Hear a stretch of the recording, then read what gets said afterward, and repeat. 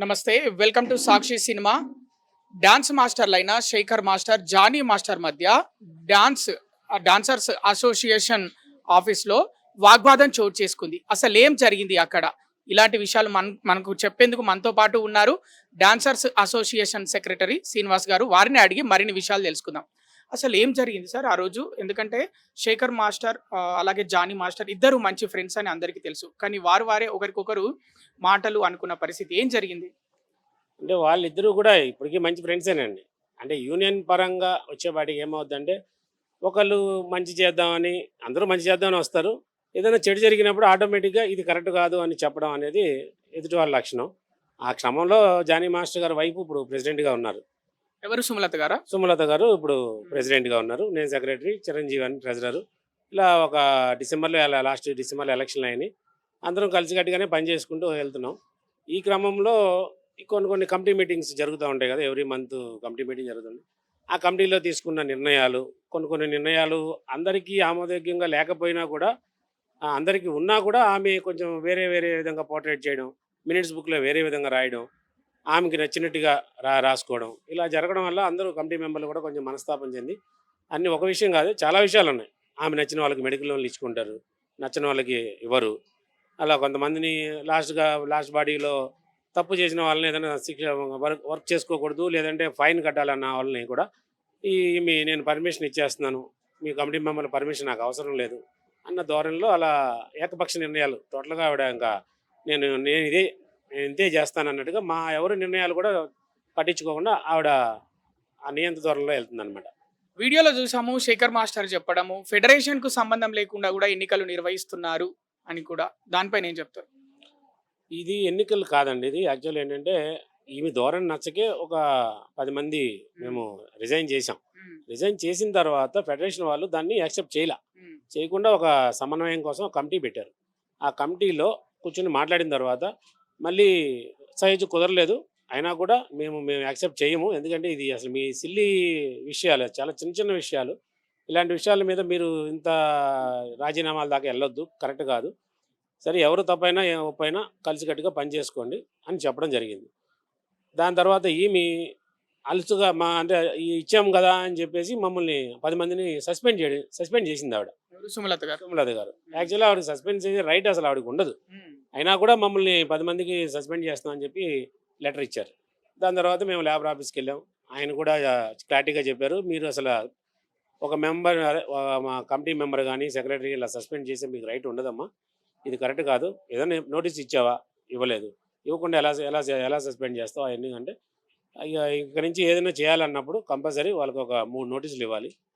అది ఫార్మాలిటీ. అది యాక్చువల్లీ ఒక ప్రొసీజర్ ఉంటుంది. దాని ప్రకారం చేయండి. ఒకవేళ సెక్రటరీ మీద మీరు ఆరోపణలు చేస్తున్నారు, క్యాషియర్ మీద ఆరోపణలు చేస్తున్నారు. వాళ్ళకి నోటీస్ ఇచ్చి వాళ్ళకి ఒక 15 రోజులు పీరియడ్ ఇచ్చి దాని ప్రకారం వాళ్ళ దగ్గర వివరణ తీసుకుని మళ్ళీ దాన్ని జనరల్ బాడీలో పెట్టి చేయాలి. కానీ ఏమీ లేకుండా డైరెక్ట్‌గా నా ఇష్టం పెన్ను, పేపర్ ఉంది కదా అని చెప్పి సంతకం పెట్టి వాట్సాప్‌లో పోస్ట్ చేసేయడం. దాని ప్రకారం మేము ఆయన దగ్గరికి కూడా వెళ్ళాం. ఆయన కూడా ఇలా కరెక్ట్ కాదని చెప్పడం జరిగింది. కమిటీ మెంబర్ల వరకు కంపల్సరీ మీరు తీసుకోండి. వీళ్ళ మీద మీరు ఆరోపణలు చేస్తున్నారు కాబట్టి వీళ్ళని ఎంక్వైరీ చేసిన తర్వాత తప్పుంటే వాళ్ళని శిక్షించండి. ఈ రూల్ ప్రకారం ఏముందో, లేదు అంటే వాళ్ళని కూడా తీసుకోండి అని చెప్పారు. అయినా కూడా అలాంటిదేమీ ఆమె చేయకుండా ఓన్లీ కమిటీ వాళ్ళకి ఎలక్షన్ పెట్టాలా? వద్దా? అనే ఒకే ఒక విషయం మీద నిన్న ఈ ఒక మీటింగ్ నిన్న మీటింగ్ జరిగింది. ఆ మీటింగ్‌లో ఫెడరేషన్ వాళ్ళు చెప్పేదేంటంటే, అందరూ రాజీనామాలు చేశారు 10 మంది. దాంతో పాటు దీని ముందు జనరల్ బాడీలో ప్రెసిడెంట్ అయినటువంటి సుమలత గారు కూడా రాజీనామా చేస్తున్నానని చెప్పి మైక్‌లో అందరి ముందు చెప్పారు. మీరు కూడా రాజీనామా చేసేసారు కాబట్టి, మీకు కూడా వాళ్ళతో పాటు అందరికీ ఎలక్షన్‌లుంటాయి. మొత్తం బై ఎలక్షన్స్ ఉంటాయని చెప్పారు. ఆ పాయింట్‌ని పెట్టకుండా ఫెడరేషన్ వాళ్ళు ఇచ్చిన లెటర్‌ను కూడా వీళ్ళు లెక్క చేయకుండా ఈమె ఒకే ధోరణితో ఓన్లీ కమిటీ మెంబర్‌లకే ఎలక్షన్ ఉండాలా? వద్దా? అనే పాయింట్ మీదే ఎలక్షన్ పెట్టింది. ఫెడరేషన్ వాళ్ళొచ్చారు. లేబర్ ఆఫీస్ నుంచి వాళ్ళ ప్రతినిధులొచ్చారు. వాళ్ళు కూడా ఫెడరేషన్ వాళ్ళు చూసి ఇదేంటమ్మా ఇలా ఇలా ఇలా పెట్టావు, ఇది కరెక్ట్ కాదు. మేము చెప్పిందేంటి? నువ్వు చేసేదేంటి? ఇది ఇలా అయితే మేము ఉండమని చెప్పి వాళ్ళు బాయ్‌కాట్ చేసేసి వెళ్ళిపోయారు. వెళ్ళిపోయిన తర్వాత ఈలోపు అందరూ ఇక శేఖర్ మాస్టర్ రావడం, భాను మాస్టర్ రావడం, ఇలా కొంతమంది మాస్టర్లందరూ వచ్చి ఏంటి ప్రాబ్లమ్ ఏంటి? ఎందుకు అంటే వివరంగా చెప్పారు. వివరంగా తెలుసుకున్న తర్వాత ఇది కరెక్ట్ కాదు కదా. మనకి తల్లి లాంటి తల్లి తండ్రి అయినా ఏదైనా ఫెడరేషనే. మనం ఏ ప్రాబ్లం వచ్చినా సినీ కార్మికులకి 24 యూనియన్లకి హెడ్ వాళ్ళు. ఎవరైనా సరే ఒక ప్రొడ్యూసర్ దగ్గర పని చేస్తున్నామంటే ఈ ఫెడరేషన్ నుంచి ఏ డబ్బులు వసూలు చేయాలన్నా ఒకవేళ డబ్బులు మ్యాక్సిమం చాలామంది ఇచ్చేస్తారు. ఎవరన్నా ఇవ్వలేని పక్షంలో ఉంటే కంపల్సరీ ఫెడరేషన్ వాళ్ళ ద్వారా మనం అది తెప్పించుకుంటాం. వాళ్ళనే మీరు వద్దంటే ఎలాగో అని చెప్పేసి వాళ్ళ ఆధ్వర్యంలో ఎలక్షన్ జరిగితే బాగుంటుంది, వాళ్ళు లేకుండా అయితే చేయొద్దు అనేది ఆ విధంగా శేఖర్ మాస్టర్ గారు, భాను మాస్టర్ గారు, షష్ఠి మాస్టర్ వీళ్ళందరూ మాట్లాడడం జరిగింది. దానివల్ల మేము ఆయన ఉంటేనే మేము ఎలక్షన్లో ఓటింగ్కి పాల్గొంటాం, లేదంటే మేము బాయ్కాట్ చేస్తామని చెప్పి నిన్న జరిగిన విషయం అయితే ఇది. మరోవైపు ఇంకొన్ని మాటలు వినడం జరిగింది. జానీ మాస్టర్ ముంబై నుంచి డాన్సర్లను ఎక్కువగా తీసుకొస్తున్నారా అని కూడా వినడం జరిగింది. ఎంతవరకు నిజం? 100% కరెక్ట్ అండి. ఆయన ఇక్కడ యాక్చువల్లీ ఇక్కడ మనం ఉండేది ఆంధ్ర, తెలంగాణ. ఇంతకుముందు మనం అందరం కలిసి ఉన్నాం. విడిపోయిన తర్వాత కూడా చాలామంది ఎక్కడ మనం ఆంధ్ర నుంచి వచ్చినా, తెలంగాణ నుంచి వచ్చినా అందరూ ఇక్కడే ఉంటున్నాం, ఇక్కడే యూనియన్లో బతుకుతున్నాం. ఇక్కడ వాళ్ళని కాదని ఆయన ఇప్పుడు కాదు, దాదాపు ఆయన మాస్టర్ అయిన కాడి నుంచి ప్రతి సాంగ్లో చూడండి మేజర్గా బాంబే డాన్సర్సే ఉంటారు.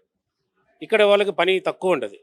మొన్న కూడా పెద్దలో 100-200 మంది డాన్సర్లు అంటే 100 మంది బాంబే వాళ్ళని తీసుకొచ్చారు, 100 మంది ఇక్కడ వాళ్ళకి పని ఇచ్చారు. మిగతా ఉన్న యూనియన్లో ఉన్నది 550 మంది, దాంట్లో మాస్టర్లు 150 మంది చేసినా కూడా 350 మంది డాన్సర్లు ఉంటారు. ఇక్కడ డాన్సర్లు ఉన్నా కూడా అక్కడి నుంచి డాన్సర్లు తీసుకురావడం, ఇక్కడ పనులు ఇక్కడ ఉన్న వాళ్ళకి పని లేకుండా చేయడం, ఆయనకి ఇది ఎప్పుడు పరిపాటి.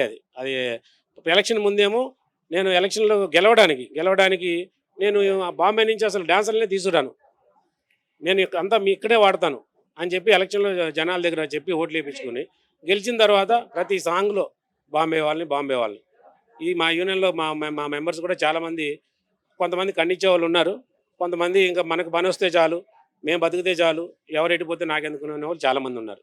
ఇది ఆయన కంపల్సరీ ఆ బాంబే వాళ్ళని తీసుకురాకుండా ఉంటే యూనియన్లో ఉన్న మెంబర్స్ అందరికీ పని ఉంటుంది, అందరూ హ్యాపీగా బతుకుతాం. ఫైనల్గా మీరు మీకు కావాల్సి మీకు ఏం కావాలి? మీ డిమాండ్స్ ఏంటి? మా డిమాండ్స్ ఏం లేదండి. ప్రెసిడెంట్గా ఆవిడ తీసుకునే నిర్ణయాలు కరెక్ట్గా ఉంటే మేమందరం సపోర్ట్ చేయడానికి రెడీగా ఉన్నాం. ఆమె ప్రతి చిన్న విషయాన్ని భూతద్దంలో పెట్టి చూస్తున్నారు. మేము ఎప్పుడో నేను సెక్రటరీగా ఉన్న లాస్ట్ పీరియడ్లో ఇప్పుడు 22-23లో ఆ టైంలో నేనేదో వెలిగే ఒక మనిషిని భయపెట్టానని, డబ్బులు తీసుకున్నానని, ఇప్పుడు ఒక మనిషిని తీసుకొచ్చి నా మీద ఒక అస్త్రం ప్రయోగించారు. అతను చెప్పాలనుకుంటే దాని తర్వాత 3 బాడీలు 2-3 బాడీలు అయిపోయినాయి, 2-3 ప్రెసిడెంట్లు మారారు. అప్పుడే చెప్పొచ్చు కదా. ఇప్పటి వరకు అంటే నేను వాళ్ళకి ఆపోజిట్గా మాట్లాడుతున్నానని చెప్పి ఈరోజు నా మీద కక్షపూరితంగా ఇలాంటివన్నీ ప్రయోగం చేస్తున్నారు నా మీద. రైట్. మరి ఇది విషయం. ఇక్కడ తెలుగు ఫిలిం డాన్సర్ అసోసియేషన్లో దాదాపు 550 మందికి పైగా డాన్సర్లు ఉంటే అందులో 150 మంది డాన్స్ మాస్టర్లను తీసేసినా కూడా దాదాపు 400 నుంచి 450 మంది డాన్సర్లు ఉన్నప్పటికీ కూడా ముంబై నుంచే 100 మంది డాన్సర్లను తీసుకొస్తున్నాడు జానీ మాస్టర్ అని చెప్తున్నారు డాన్సర్స్ అసోసియేషన్ సెక్రటరీ శ్రీనివాస్ గారు. కెమెరామెన్ శివతో కృష్ణబాల, హైదరాబాద్, సాక్షి.